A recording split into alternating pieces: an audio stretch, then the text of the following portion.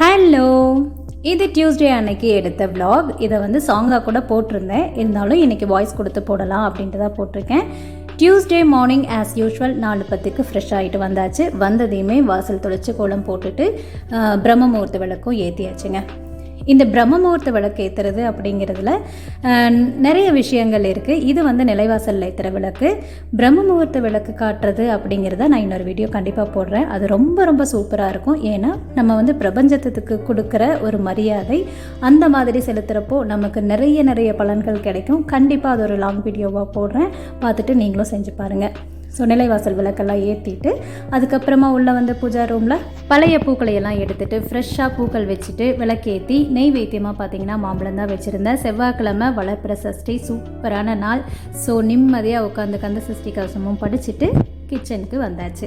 நம்மளோட டெய்லி முதல் வேலை பார்த்தீங்க அப்படின்னா கிச்சனில் வார்ம் வாட்டர் தான். வார்ம் வாட்டர் வச்சு குடிச்சிட்டு ராஜ்மா வந்து நைட்டே ஊற வச்சுருந்தேன். ஸோ அது வந்து ப்ரோட்டீன் ஃபுட்டுக்காக குக்கரில் போட்டாச்சு. அதை வேக வச்சு எடுத்துட்டோம் அப்படின்னா நம்ம இன்றைக்கி செவ்வாய்க்கிழமை அப்படிங்கிறனால சாம்பார் தான் வைக்க போகிறேன். மோஸ்ட்லி செவ்வாய் வெள்ளி பார்த்திங்கன்னா காய்கறிகள்லாம் சேர்த்து சாம்பார் வச்சுருவேன். அப்புறம் இந்த அரிசி கழுவுற தண்ணி இருக்குது இல்லைங்களா, அதை வந்து ரொம்ப டஸ்ட்டாக இருந்துச்சு அப்படின்னா ஃபஸ்ட்டு தண்ணியை மட்டும் கீழே ஊற்றிட்டு நெக்ஸ்ட் டைம் கழுவுற தண்ணியை வந்து செடிகளுக்கு ஊற்றுங்க. எல்லா செடியும் ரொம்ப சூப்பராக வரும். உரங்கள் கொடுக்குற அளவு அந்தளவு நல்ல ரிசல்ட்டை வந்து பார்க்கலாம். கண்டினியூஸாக நீங்கள் வந்து அரிசி கழுவுற தண்ணியை செடிக்கு ஊற்றிட்டு இருக்கிறப்போ நான் எப்போவுமே அப்படி தான் செய்வேன். கொஞ்சம் சிரமம் பார்க்காம அந்த தண்ணியை கொண்டு போய் வேஸ்ட் பண்ணாமல் செடிகளுக்கு ஊற்றிட்டோம் அப்படின்னா செடிகள் வந்து ரொம்ப நல்லா வளரும். ஏன்னா நம்ம எந்திரிச்சதையும் ஏதாவது ஒன்று ஃப்ரெஷ் ஆகிறதுக்கு எனர்ஜிக்காகன்ட்டு எதையாவது ஒன்று குடிக்கிறோம். அதுக்குன்னு பார்த்து நம்ம செய்கிறது ஒன்றுமே இல்லை. இந்த அரிசி கழுவுற தண்ணி, இந்த காய்கறி கழுவுற தண்ணி தான்.